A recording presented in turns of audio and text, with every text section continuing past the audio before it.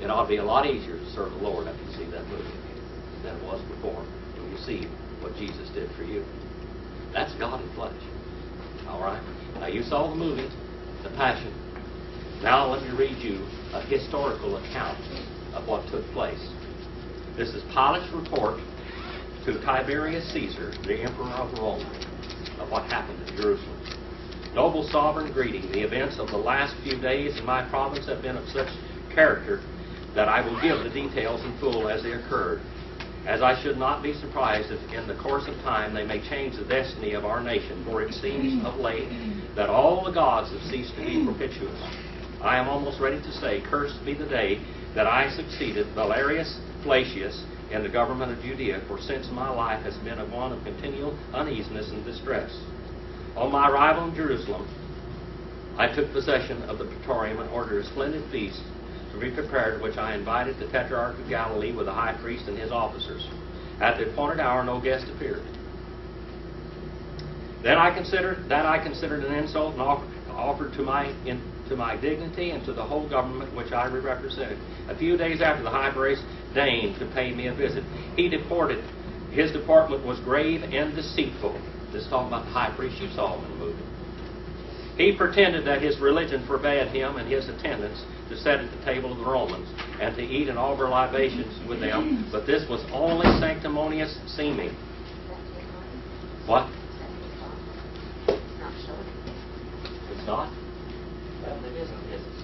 Well, I bet. Thank you, Terry. Better start reading it over. All right. Well, this is a letter. Some of you just came in. Of Pontius Pilate to Tiberius Caesar about what happened at the trial of Jesus and the arrest of Jesus. This is a historical account of the arrest of Jesus and the Jews. All right? Let's go on from where we are.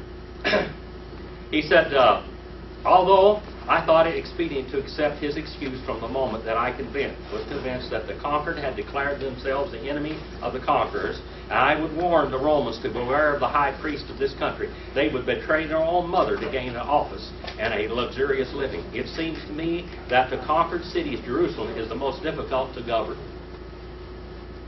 I had only one centurion and 100 men at my command.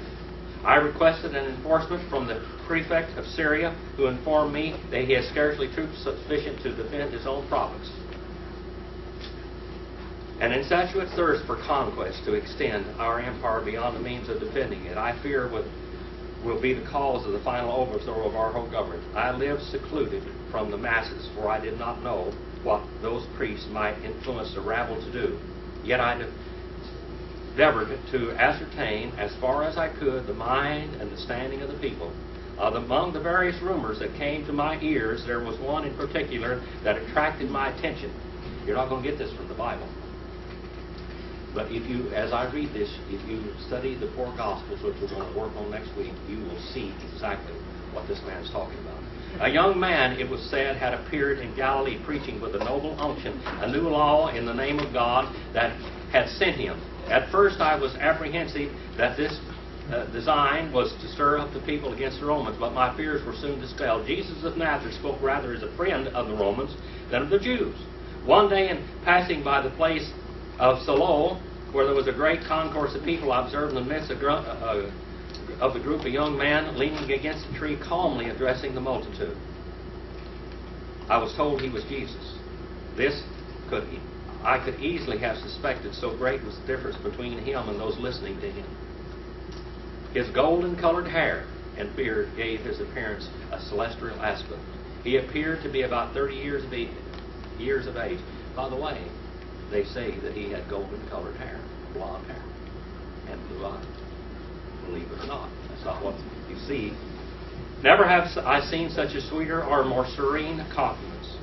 What a contrast between him and his hearers, with the black beards and tawny complexions. Unwilling to interrupt him by my presence, I continued to walk, but signified to my secretary to join the group and listen. My secretary's name is Manlius. He is of the grandson of the chief of the conspirators, who encamped in Iturea, awaiting for Catiline. Manlius had been for a long time an inhabitant of Judea and is well acquainted with the Hebrew language. What were they speaking? Hebrew. All right. Not Aramaic. He was speaking Hebrew at this time. All right. He was devoted to me and worthy of my confidence. On entering the praetorium, I found Manlius, who related to me the words that Jesus had pronounced at Siloe. Never have I read the words of a philosopher anything that can compare to the maxims of Jesus. One of the rebellious Jews, so numerous in Jerusalem, having asked Jesus if it was lawful to give tribute to Caesar, he replied, "Render unto Caesar the things that belong to Caesar, and unto God the things that are God's." It was on account of the wisdom of his sayings that I granted so much liberty to the Nazarene. Now Pontius Pilate could have stopped him at any time, or tried to. For it was in my power to have him arrested and exiled to Pontus. But that would have been contrary to the justice which has always characterized the Roman government. In all his dealings with men, this man was neither seditious or rebellious. I extended to him my protection, unknown perhaps to himself. He was at liberty to act, speak, and assemble, and address the people wherever he pleased, and unrestrained. Should it ever happen, may the gods avert the omen, should it ever happen, I say, that the religion of our forefathers will be supplanted by the religion of Jesus. Did you know that Pontius Pilate sent an edict to Rome after Jesus died and asked Rome to accept him as a god? Well, Jim, did they allow him? They allowed him to speak wherever he wanted to speak. Pontius Pilate allowed him to speak wherever he wanted to. He didn't try to stop him. It's the Sanhedrin that's the Sanhedrin tried to stop him. And it will be the noble toleration of Rome shall owe her premature death, while I, miserable wretch, will have been instrument of what the Jews call providence, and we call destiny.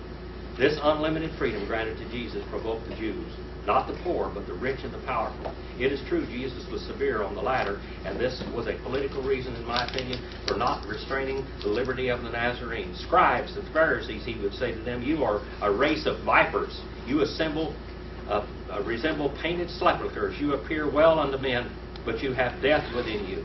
At other times, he would sneer at the alms of the rich and proud of telling them that the mite of a poor was more precious in the sight of God. Complaints were made daily to the praetorium against the insolence of Jesus and the religious leaders of his day. I was even informed that some misfortune would befall him, that it would not be the first time that Jerusalem had stoned those who called themselves prophets. An appeal would be made to Caesar. However, my conduct was approved by the Senate, and I was promised a reinforcement from the termination of the Parthian War.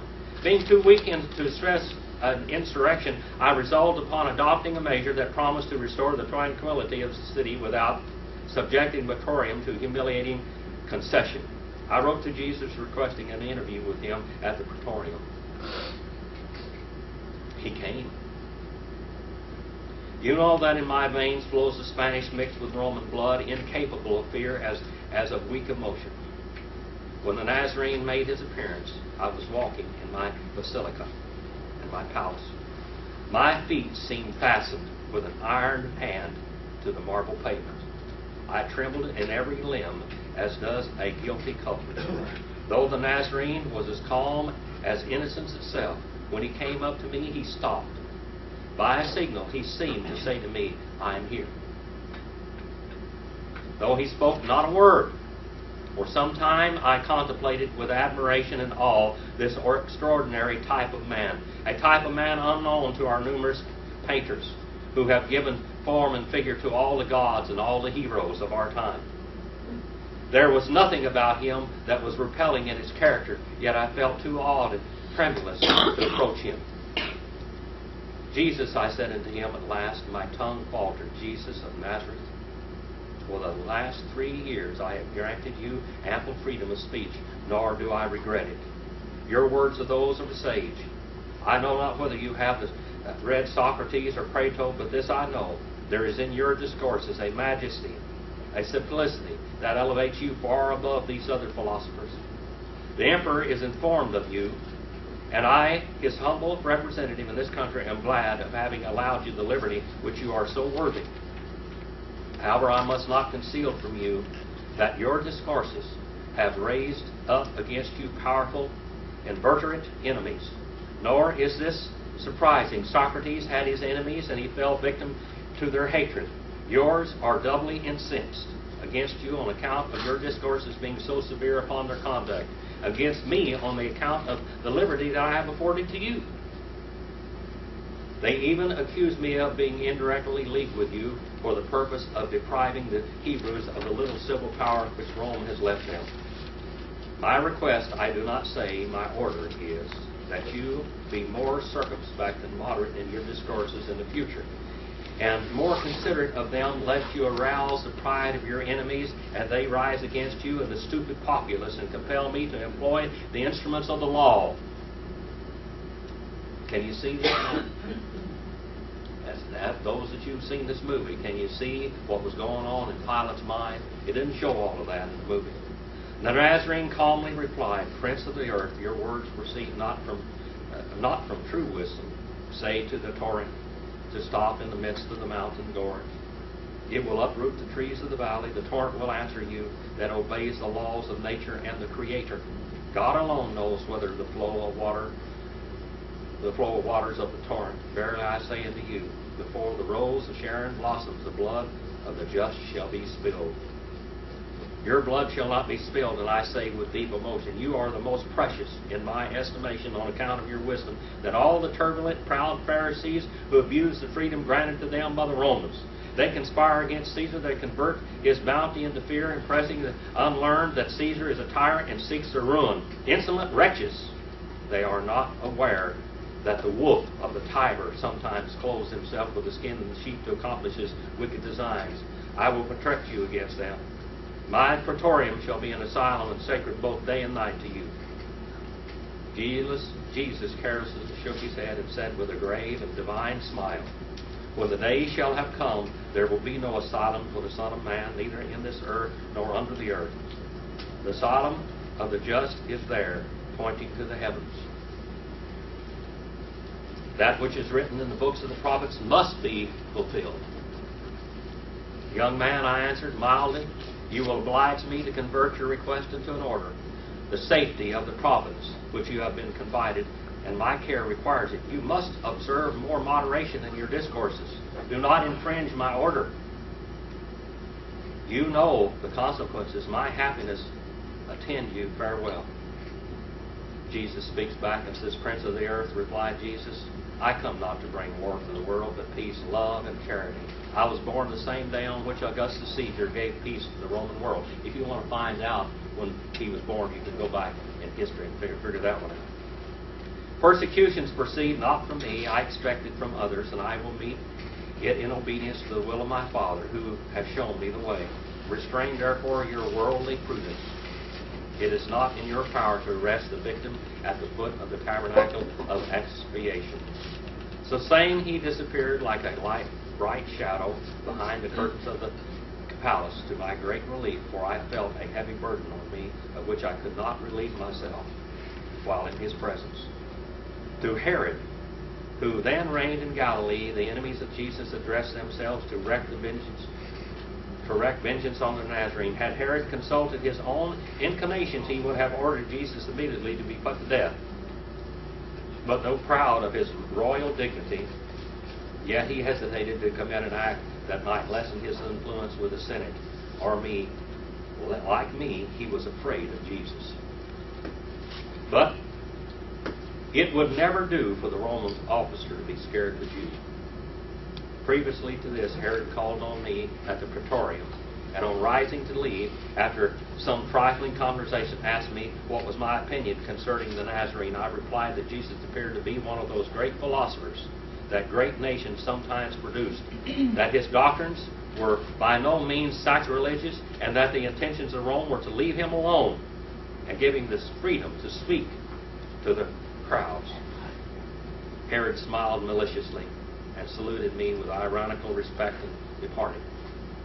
The great feast of the Jews was approaching, and the intention was to avail themselves of the popular exultation which always manifests itself after the solemnities of the Passover. The city was overflowing with a tumultuous populace, clamoring for the death of the Nazarene.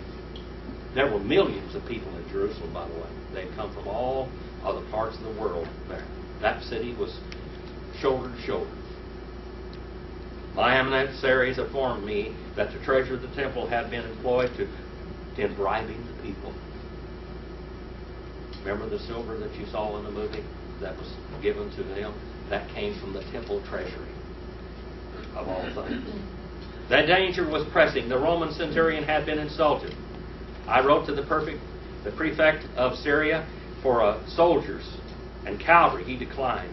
I saw myself alone with a handful of veterans in the midst of a rebellious city, too weak to suppress an uprising and having no choice left to tolerate it.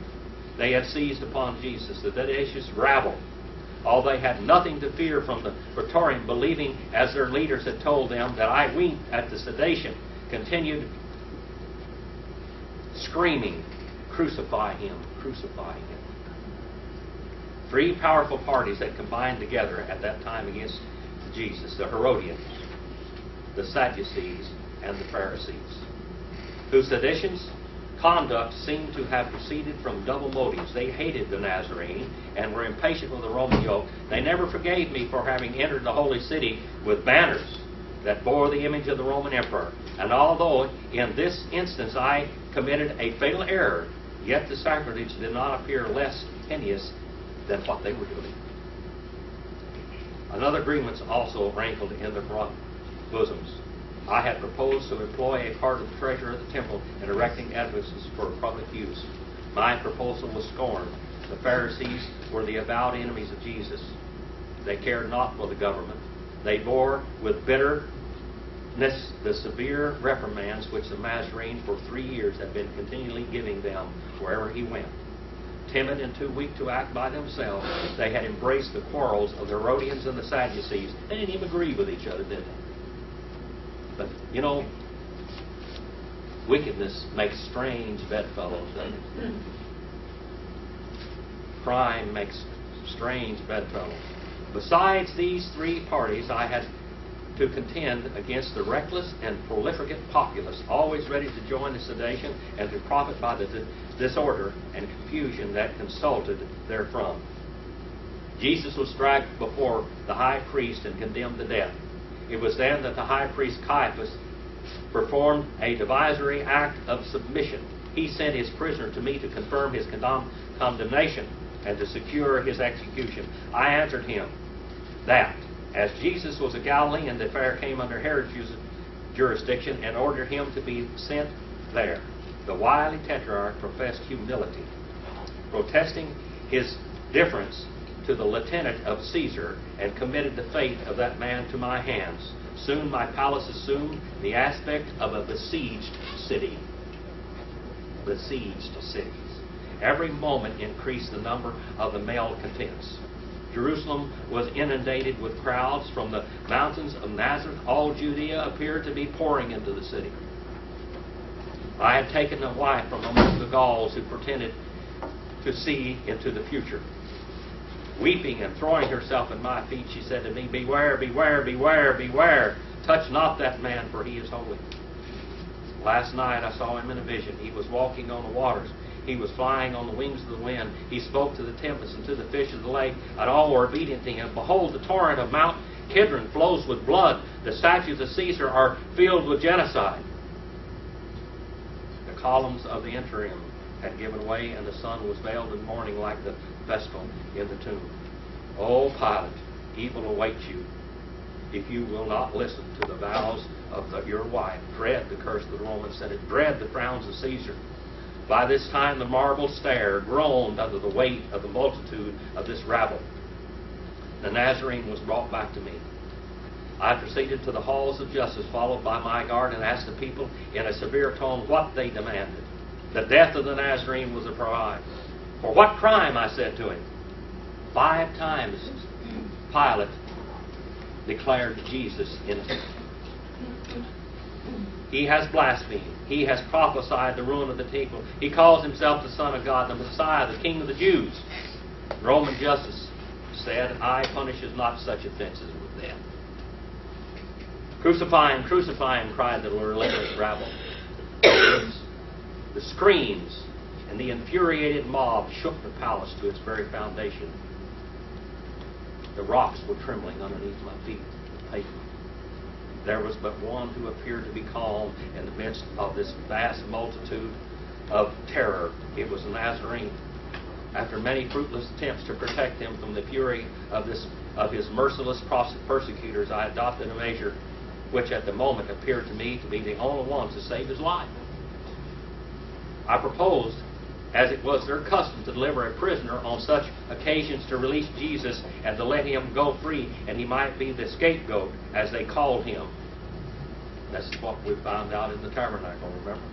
But they said Jesus must be crucified. Then I spoke to them in the inconsistency of their course as being incompatible with the laws of their own people. You can't do this. That no criminal judge could pass sentence on a criminal unless he had fasted one whole day. And that the sentence must have the consent of the Sanhedrin and the signature of the president of the court. That no criminal could be executed on the same day that his sentence was fixed, and the next day, on the day of his execution, the Sanhedrin was required to review the whole proceeding again. He's quoting their laws to them. Also, according to their law, a man was stationed at the door of the court and a flag, and another man a short way off on horseback to carry the name of the criminal and his crime and the names of his witnesses, and to know if anyone could testify in his favor. And the prisoner on his way to execution had the right to turn back 3 times and to plead a new thing in his favor, new evidence. I urged all these pleas, hoping that might awe them into subjection. And they kept on crying, "Crucify him, crucify him." I then ordered Jesus to be scourged and beaten with rods, hoping this might satisfy them, but only increase their fury. Then I called for a basin and washed my hands in the presence of the clamorous multitude. By the way, this beating with rods and the beating with the cat o' nine tails, if Jesus hadn't been the Son of God, he would have been dead. It would have killed him. He would not have lived through that. Very few people lived through that beating like that. Most of them died. They carried them off dead. But Jim, you notice all those weapons? You see the movie, huh? Yeah. You notice all those weapons they had? Yeah. They had torqued away. And I called for a basin to wash my hands in the presence of the clamorous multitude, thus testifying that in my judgment Jesus had done nothing deserving death, but in vain. It was his life that these wretches thirsted for. Often our civil commotions have I witnessed the furious anger of the multitude, but nothing could compare to what I witnessed on this occasion. It might have been truly said that all the phantoms, all the devils of the internal regions had assembled at Jerusalem. The crowd appeared not to walk, but to be borne off and whirled in a vortex, rolling in a living wave of evil flesh. The portals of the Praetorium, even unto Mount Zion, with howling screams and shrieks, and commotions such as were never heard in the sedations of the pandemonium, of the tumults of the forum. By degree the day darkened like a winter's twilight, such as had been at the death of the great Julius Caesar. It was likewise the Ides of March. I, the continued governor of the rebellious province, was leaning against the column of my basilica, contemplating athwart the dreary gloom these fiends of hell dragged to execute the innocent Nazarene. All around me deserted. Jerusalem had vomited forth her indwellers through the funeral grate that leads to Germanica. An air of desolation and sadness enveloped me. My guards had joined the cavalry, and the centurion, with a display of power, was endeavoring to keep order. I was left alone, and my breaking heart admonished me. What was passing at that moment appertained rather to the history of the gods than of men. A loud clamor was heard proceeding from Golgotha, which, borne on the wind, seemed to announce an agony such as was never heard by mortal ears. Dark clouds lowered over the pinnacle of the temple, and setting over the city, covered it with such a veil. So dreadful were the signs that men both in the heavens and on earth, that Dionysus, the Areopagus, is reported to have exclaimed, "Either the author of nature is suffering, or the universe is falling apart."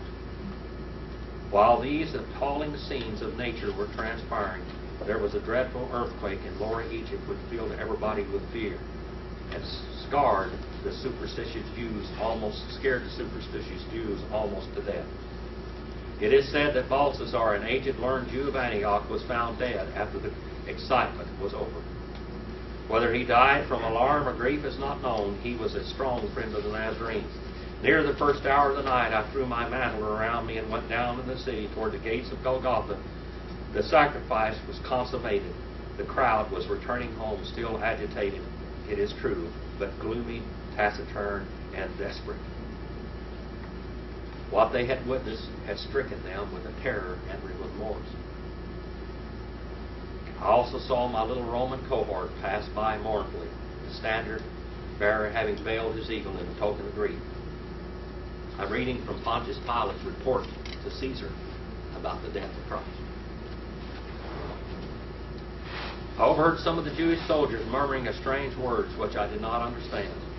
Others were recounting miracles very like that which so often smitted the Romans by the will of the gods. Sometimes groups of men and women would halt, then looking back toward Mount Calvary would remain motionless in expectation of witnessing some new miracle. I returned to the praetorium, and pensive on ascending the stairs, the steps of which were still stained with the blood of the Nazarene, I perceived an old man and suppliant posture behind him, several Roman soldiers in tears. He threw himself at my feet and wept most bitterly. It is painful to see an old man weep, my heart being already overcharged with grief. We, those strangers, wept together. And in truth, it seemed that the tears lay very shallow that day with many whom I perceived in the vast concourse of people. I never witnessed such an extreme revulsion of feeling. Those who betrayed and sold him, those who testified against him, those who cried, "Crucify him," we have his blood all slunk off like cowardly curs and washed their teeth with vinegar. As I am told that Jesus taught a resurrection and a separation after death, if such should be the fact, I am sure it commenced in this vast crowd. "Father," I said to him, after gaining control of my feelings, "who are you and what is your request?" He said, "I am Joseph of Arimathea, and I come to beg you upon my knees the permission to bury Jesus of Nazareth." "Your prayer is granted," said I to him. At the same time, I ordered Manlius to take some soldiers with him to superintend the interment, lest it should be profaned. I'm reading from Pontius Pilate's report to Caesar in Rome about the death and trial of Jesus. A few days after the sepulchre was found empty, his disciples proclaimed all over the country that Jesus had risen from the dead as he had foretold. This created more excitement than the crucifixion. As it is truth, I cannot say for certain, but I have made some investigations of the matter, and so you can examine for yourselves and see if I am at fault, as Herod represents. Joseph buried Jesus in his own tomb. Whether he contemplated his resurrection or calculated to cut him another, I cannot say. The day after he was buried, one of the priests came to the praetorium and said that they were apprehensive that his disciples intended to steal the body of Jesus and to hide it, and then make it appear that he had risen from the dead. And as he had foretold, of which we were perfectly convinced, I sent him to the captain of the royal guard, Malchus, and tell him to take Jesus' soldiers' place, as many around the sepulchre were needed. And if anything should happen, they could blame themselves, not the Romans. You know what he told them there? He said, "Take your own guards. Take your temple guards. You're not getting any Roman soldiers." There were no Roman soldiers at the tomb of Jesus. I know you see it in a lot of movies, but he would not send them anyone. He said, "I have nothing else to do with you people." When a great excitement arose about the sepulchre being found empty, I felt a deeper solitude than ever. I sent Malchus, who told me he placed his lieutenant, Ben Iselm, and 100 soldiers around the sepulchre. He told me that Isham and the soldiers were very much alarmed at what they occurred that night. I sent for the man Isham, and he related to me, as near as I can, collected the following circumstances. He said about at the beginning of the 4th watch, he saw a soft, beautiful light over the sepulchre. At the first thought, He thought the women had come to embalm the body of Jesus, as was their custom, but he could not see how they had gotten through the guards. While these thoughts were passing through his mind, behold, the whole place was lighted up. There seemed to be crowds of the dead in their grave clothes, resurrected people. Remember I told you about that here a while back? One of you asked me a question about the people being resurrected. When Jesus rose from the dead, a lot of people rose from the dead. All seemed to be shouting and filled with ecstasy, while all around and above was the most beautiful music he had ever heard, and the whole air seemed to be full of voices praising God. At this time there seemed to be a reeling and a swimming of the earth, so that he turned sick and faint, and he could not stand upon his feet. And he said the earth seemed to swim under him, and his senses left him, so that he did not know what happened. I asked him in what condition he was when he came to himself. He said he was lying on the ground with his face down. I asked him if he could not have been mistaken as to the light. Was it not day that was coming in the east? He said at first he thought of that, but at the stone's cast it was pitch dark. And then he remembered it was too early for day. I asked him if his dizziness might have come from being weakened and getting up too suddenly, as sometimes had that effect. He said he was not. He'd not been asleep all night, as penalty for death, to sleep on duty. And he said he had let some of the soldiers sleep at times. Some were asleep, and I asked him how long the scene lasted. He said he did not know, but he thought nearly an hour. He said it was hid by the light of day. I asked him if he went to the sepulchre after he had come to himself. He said no, because he was afraid that just as soon as relief came, they were all went their way into their quarters. I asked him if he had questioned by the priest. He said he had. They wanted him to say it was an earthquake. They were asleep and offered him money to say that disciples came and took him away. Bribery still after the resurrection. And that's what the Bible says too. And that they stole Jesus' body, and he saw no disciples, and he did not know that the body was gone until he was told. I asked him what was the private opinion of those priests he had conversed with. He said that some of them thought that Jesus was no man, that he was not a human being, that he was not the son of Mary, that he was not the same that was said to be born of the Virgin in Bethlehem, that the same persons had been on the earth before Abraham and Lot and many times and places. They thought he was an angel. It seemed to me the Jewish theory to be true. These conclusions are correct, for they accord with a man's life, as it is known and testified by both friends and foes.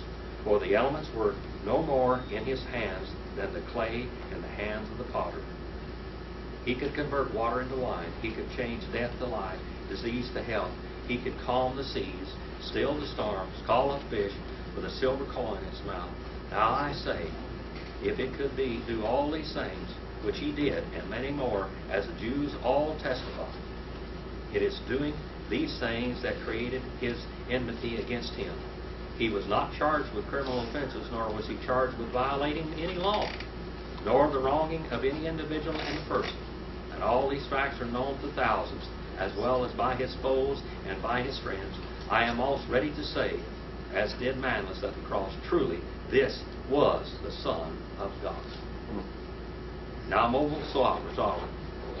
This is as near the facts in this case as I can arrive at.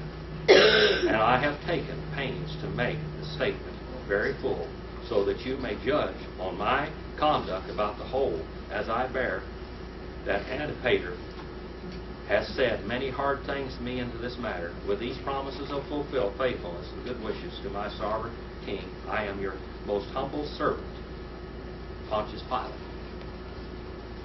That's another story. Next week, we are going to take all four Gospels. What I did today, we went to the movie yesterday, The Passion.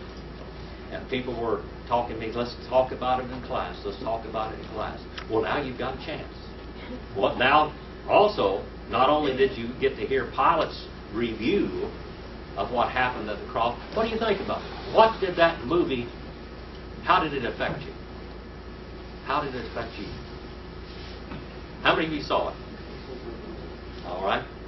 You know what? People are going to that movie that don't go to movies at all. Period. It was too Catholic for me. It was Catholic. Yes. They upheld Mary a lot. She was kind of miraculous and holy. She was a woman. But the trial of Jesus and the agony that he went through in Gethsemane was so real as to what was really going on there at that time. It was so real. And the beatings that he took, the cat o' nine tails that should have killed him, most people died from it. Pontius Pilate, in that movie, he said one thing. He said, beat him bad, but don't you kill him. Because he wanted them.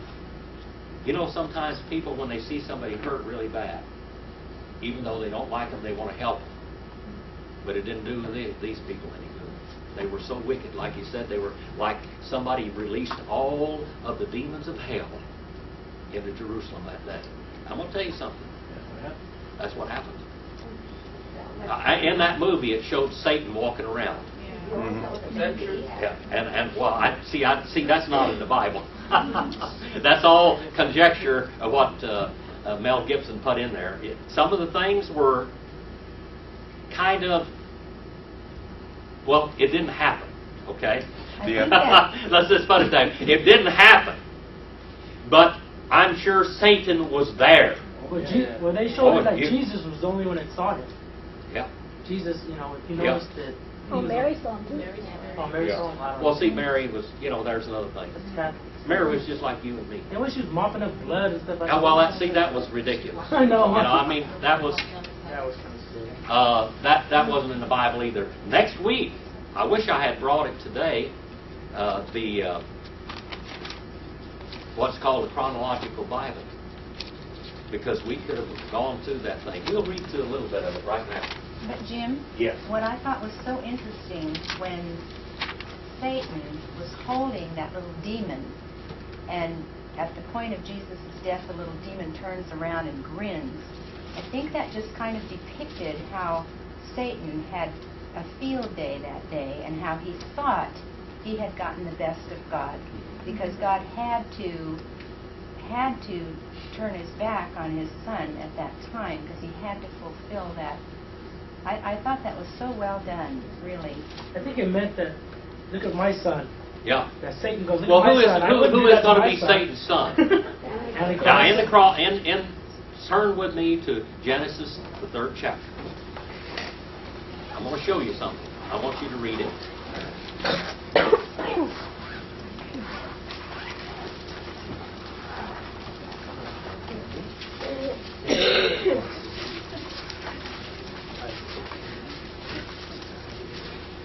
All right, Genesis 3 and verse 15. Someone read that one for me. Genesis 3:15.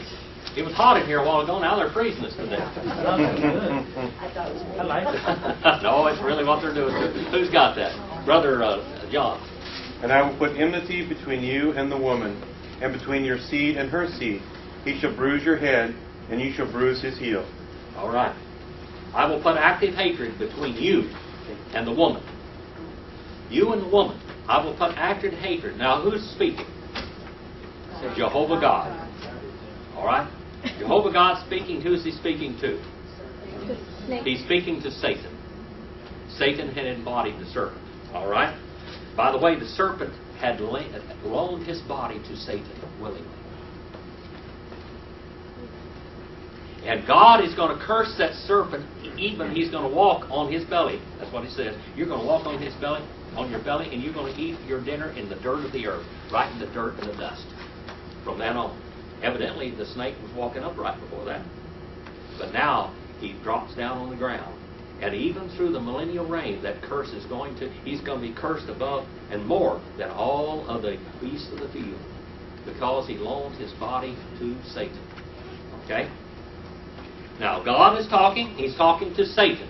And this is one of the first prophecies, or the first prophecy of the Messiah, God becoming flesh in the Bible. He said, I will put active hatred between you and Satan and the seed of the woman. Who is Satan? Fallen angel. Huh? He is a tremendous supernatural being, and he is a fallen angel. Yes. And he has what? They call him the bride of the morning star. Oh yeah, they call him Lucifer, the light carrier. He was over the physical realm of God's world. He was over the physical realm of God's world, and when he rebelled, in Genesis 1:1, it says, in beginnings, God, Elohim, created the heavens and the earth. And then it says, and the earth she became formless and void. And then God reconstructed. Something happened between Genesis 1:1 and Genesis 1:2, and that was the rebellion of Satan. And then God replaced Satan, or Lucifer, on this earth, over the material realm of God. Who was placed to take care of it? Adam, man, mankind, your father. All of us, every one of you, we're all related people. I don't care what color you are. I don't care what continent you come from. We're all related. We all go back to Adam and Eve in that garden. And our Father was over this earth. And He was to take care of it. Because it's God's. It was God's. I like the Native American philosophy so much. They never owned a piece of ground in their lives. They said it's absurd for man to own ground because it's God's. You couldn't outlast one grain of sand, let alone one rock or one field, for a man to own ground. They said, you don't own ground, the ground owns you.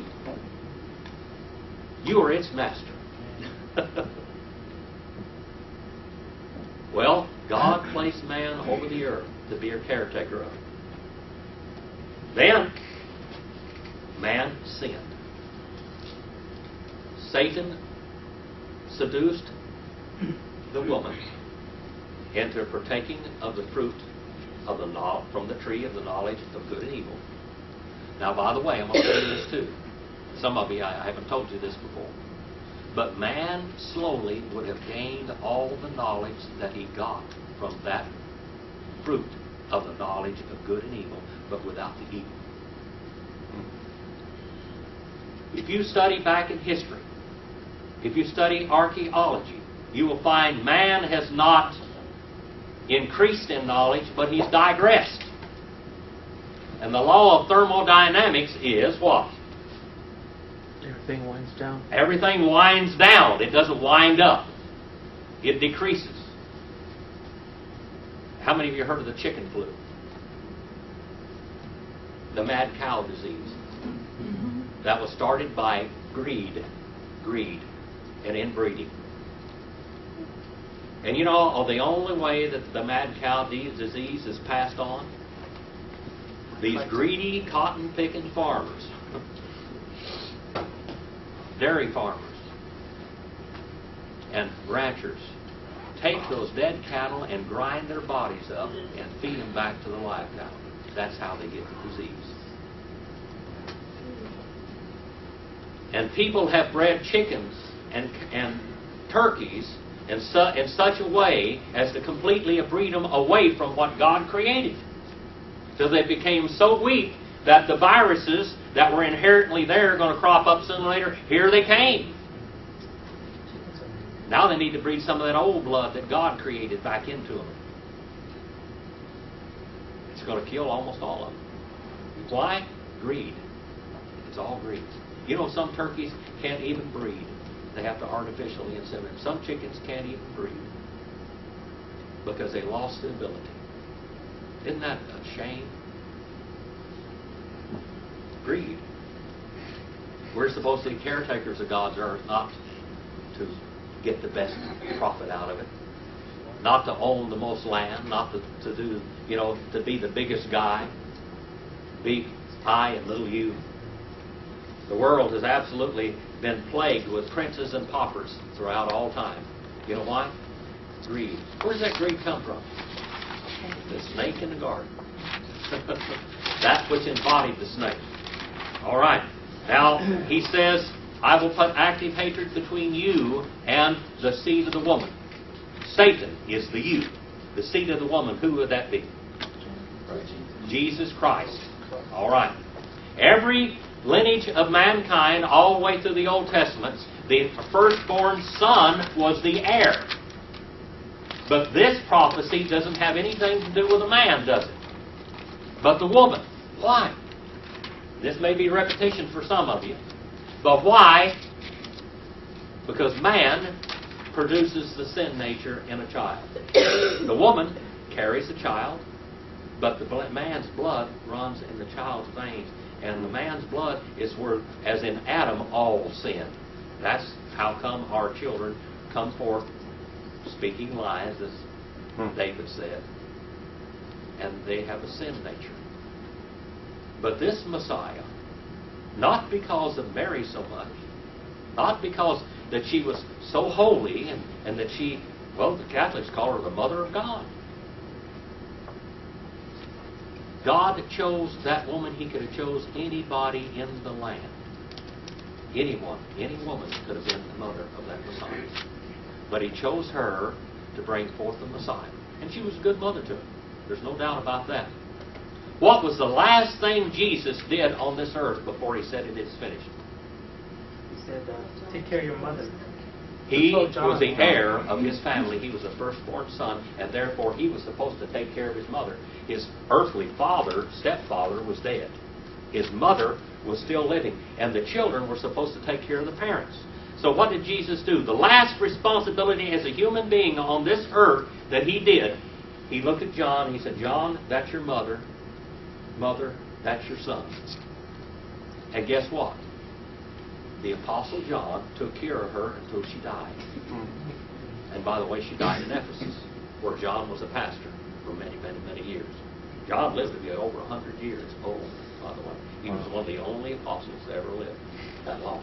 Jim, why wouldn't his younger brothers taking care of Mary? They were not the heirs. They were not the heir. The heir was supposed to take care of them. The oldest Jesus, brother, wasn't it? The oldest brother. the oldest son. Well, the oldest brother could have, but what did Jesus do? Jesus knew who was going to live the longest, didn't He? Yeah, I mean, who wrote the book of James? Who wrote the book of James? Jesus' half-brother. All right, he wrote the book of James. What happened to all those people? Who was the only one that made it long enough to care for Jesus' mother? John. Revelation. All right. All right. So there you go. That's what you call the foreknowledge of God. All right. There's so much in this. You can study this forever. Well, Satan, he said, my seed, God's seed, and the seed of the woman. God's seed would come through the woman, by the way, because that child would be born sinless and into this world sinless. And he says that my seed and your seed will battle. And you shall bruise my seed, Jesus Christ, as to the heel. What does a bruise as to heel mean? He'll have a crippling blow. It'll hurt. Yeah. It'll hurt. Your Achilles down there somewhere. Yeah. It'll hurt. You'll cripple him. But he shall bruise you as to the head. And the funny thing about that movie here, they had this snake coming out there and it stopped his head. Yeah. Bruise him as to the head. That's a prophecy. Yeah. But that's not where that's going to take place, is it? Nah. That's not where that's going to take place. Well, as God brought forth a son, so will Satan. The second satanic incarnation will take place one of these days. Maybe even is today. I don't know. Yes. Is he going to be born also just like Jesus was? Or just Something like that. choose I don't somebody to do understand. it? I don't understand it. So I mean, I don't really understand everything I know about that. Okay. Is that I why just know what he the wants to prophecy put is. hatred between him and the woman? Yeah. Well, that's the Antichrist. Yeah. How many of you have seen those movies, The Omen and The Omen 2 and all of those things? It's a little bit like it. Boy, there's scary movies about the Antichrist coming on the earth. He's coming. And he will speak and people will just fall for his words. You know, the whole thing that I'm quite not sure of, but it's part of the scripture that Satan imitates God. So Yes. that means that he'll have to come out of the nation of Israel. Yes, the false Messiah will be a Jew. Absolutely. The false Messiah will be a Jew. Rosalie. Okay, well, you know how he said that we will see Jesus come down, right? Okay, so if the Antichrist is here, he's going to be here, down here on earth. So how could we believe him if we're supposed to be waiting for Jesus coming in a cloud? It said if it wasn't for God that he would confuse and deceive even the elect. All right, if it wasn't for God. All right, now the Antichrist could be in the world today. Because what's going to happen in the end times for this Antichrist to come forth and be so strong? First of all, Israel become a nation. Israel had to become a nation again. Israel has to be very influential in the world. It's starting to happen. By the way, for so many years, when I was in the early part of my ministry, Iran is also called what in the Bible? Babylon. Persia. Persia. Persia was going to be against the Western nations. Guess who's going to be on the side of the Antichrist? All the Western nations. America will be in the hand and in the pocket of the Antichrist. That's right. Everybody that backs the nation of Israel will be in the pocket of the Antichrist. All right? Who's going to stand against, just think about this for a while now. Who's going to be standing against the Antichrist and Satan? Russia. Huh? Russia. The African nations, the Asian nations, and Russia. They're going to be the good guys. Just think about that for a while. They're not really the good guys, but they're going to be against the Antichrist. Because the Jews are going to think that they're bringing in the kingdom of God. There are going to be many religious people on this earth that think this is the God's answer. That finally God is going to bring in the kingdom. You know that in the early part of the 1900s, the Southern Baptist Convention had a several $1 million program to bring in the millennial reign of Christ. I'm not kidding. Everybody makes mistakes. They figured that they could bring in the kingdom. They had misinterpreted the scriptures to think that the church was going to completely evangelize the world and get it so good that the Lord would come down and take control of it. Well, didn't work. That's correct. When World War I came along, and then finally World War II came along, they said, you know something, we must have been wrong. Well, you see all of these things. Well, in the end time, God's time. the Western nations. Now, the Bible lines them up, and it just so happens that the United States is among them. That's just what the Scripture says. That all of these nations are going to line up behind the Antichrist. And it just so happens, you know, back in the 60s, Persia was led by who? The Shah of Iran, which was actually a plant in there by America. They set him up over there. They were getting oil out of the country. They wanted oil. They wanted power in the Middle East. Well, those Arabs got tired of it. They got tired of it and they revolted over there. That man had abused those people terribly. He had tried to westernize them and they didn't want to be westernized. And that's when we had the problem with the Ayatollah Khomeini. And all of a sudden, in one day, Iran was no longer an ally with America, but against America. And Bible prophecy was fulfilled. Regardless. And make sure you're watching that for me, Terry. She's my guard dog on this thing, I'll tell you. You have any questions? Have you got any questions?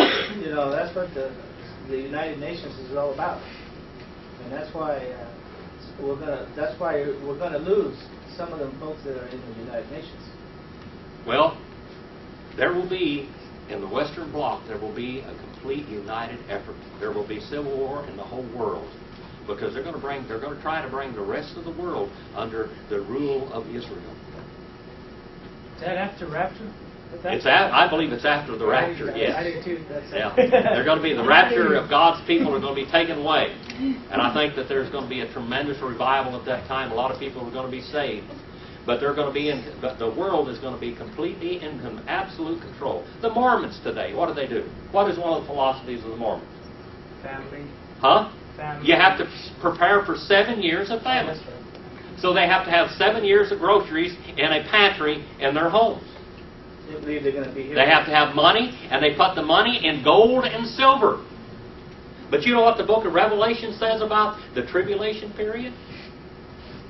That the leaders are going to confiscate every dime and everything that you have. That the leaders in this part of the world, there's going to be leaders and peons right down just like this. There's not going to be a middle class anymore. The middle class is going to be totally erased. Totally erased. There are going to be those that are in power and those that are workers. And guess how much you're going to get for your wages? Remember, Brother Ken? How much wages you going to get a day? Just enough to buy a barley loaf. Just enough to buy the cheapest thing you can keep yourself alive with. That's all that the common man's going to get. If you're not a prince, you're going to be a pauper. What's going on in the world today? Just think about it for just a while. Can they number you? Can they know where you are? Can they get a hold of your account? Could they give you a mark? That's the only way you could buy any groceries? It says that you're not going to get any wine in those days. You're not going to have any money to go gamble with. You're not going to have any extra threads on your back. You're going to have just enough money that you can go into the store and buy the cheapest bread that you can buy to keep yourself alive. That's what you're going to live on, just cheap food. Probably beans and rice. I like Well, brother, I don't believe you're going to be here then, brother. Brother Jim. You'll be eating manna. We'll be watching everything from heaven. Yeah. Yeah. We'll be up there Well, looking isn't down. that's happening now. They've already introduced the chip, putting the chips under your skin. It's already been introduced. They're already putting them in your pets, so you can find your pets wherever they are, and everything else. So the rapture is going to be before the tribulation? Yes. The rapture will take place before the tribulation. And the tribulation will be upon the world, and then there's going to be no way out. No way out. There's no escape. If you do not go along with the system, you're going to have to be hiding in caves. And whatever. You're going to be hiding in caves. You're going to be, and only what you have, and billions of people will be executed. Not only will they be executed, but guess how they're going to be executed? Chop their heads off. They're going to chop their heads off, and how are they going to do it? On public television. On public television. Nationwide. That's what the book of Revelation says.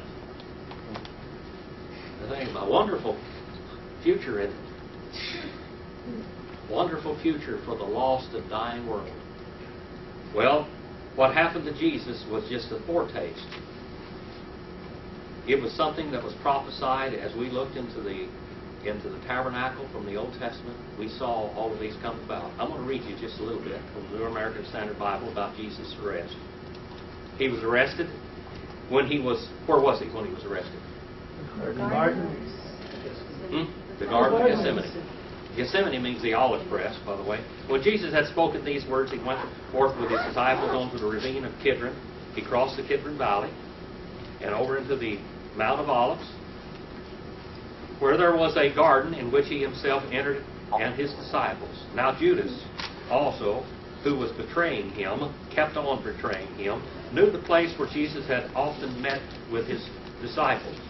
Judas then, having received the Roman cohort and offers from the chief priests and the Pharisees, came there with lanterns and torches and weapons.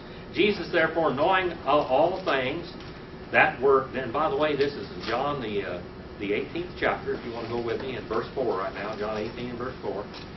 Jesus, therefore, knowing all things that were coming upon him, went forth and said to them, Whom do you seek? And they answered him, Jesus the Nazarene. And Jesus the Nazarene means Jesus that came from Nazareth. All right? And he said to them, I am he.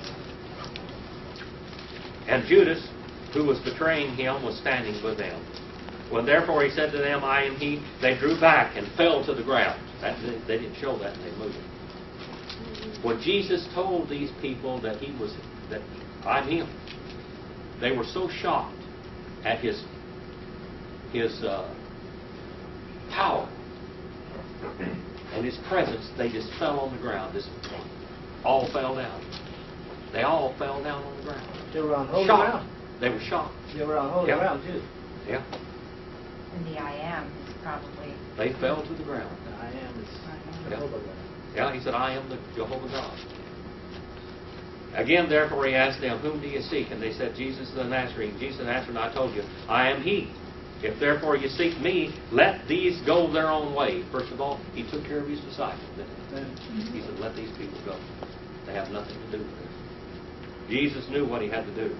And that word might be fulfilled, which he spoke of those whom you have given me, I have not lost one. Simon Peter. He was called Simon, which means one who hears. He was called Peter, which means little stone. And he was called what else? Cephas, which means little stone. Therefore, having a sword, drew it, and struck the high priest's slave, and cut off his right ear. And the slave's name was Malchus. Now, none of the other Gospels says this. You know why? Because if they would have put this in the other three Gospels, this was the last Gospel written. This was written after the death of Peter. They could have used this account to prosecute and to execute Peter. All right. None of the other Gospels said this. Number 11. Verse number 11. Jesus therefore said to Peter, Put the sword into the sheath. The cup which the Father has given me, shall I not drink it? So the Roman cohort and the commander and the officers of the Jews arrested Jesus and bound him. All right, this word commander by there, that means a commander of 1,000 troops. And led him to Annas first, for he was the father-in-law of Caiaphas, who was the high priest that year. Now Caiaphas was the one who advised the Jews that it was expedient for one man to die on behalf of the people. Now listen to this. You know, who was the spiritual leader of Israel at that time? The high priest. Huh? The high priest, Caiaphas. And can you imagine that old scoundrel, that old wicked snake in the grass, that demon, which he was, standing up and prophesying. God took control of him one time during his ministry. And he made Caiaphas say, don't you understand that it is very important that one man die for the whole nation? That's why all of these sacrifices were done. Then he spit. God, he was a leader, wasn't he? God made him say it. God didn't do miraculous things sometimes.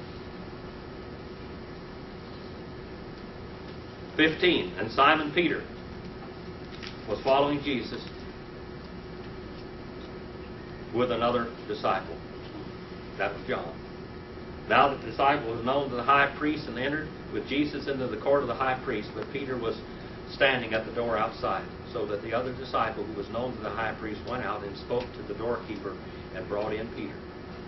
The slave girl, therefore, who kept the door, said to Peter, you are also one of the man's disciples, aren't you? And he said, no, I'm not. Now the slaves and the officers were standing there, having made a charcoal fire, for it was cold, and they were warming themselves, and Peter also with them, standing and warming himself. And the high priest therefore questioned Jesus about his disciples, about his teachings. And Jesus said, I have spoken openly to the world, always taught in the synagogues and in the temple, where all the Jews came together, and I spoke nothing in secret. Why do you question me? Question those who have heard what I spoke to you, and behold, those know what I said.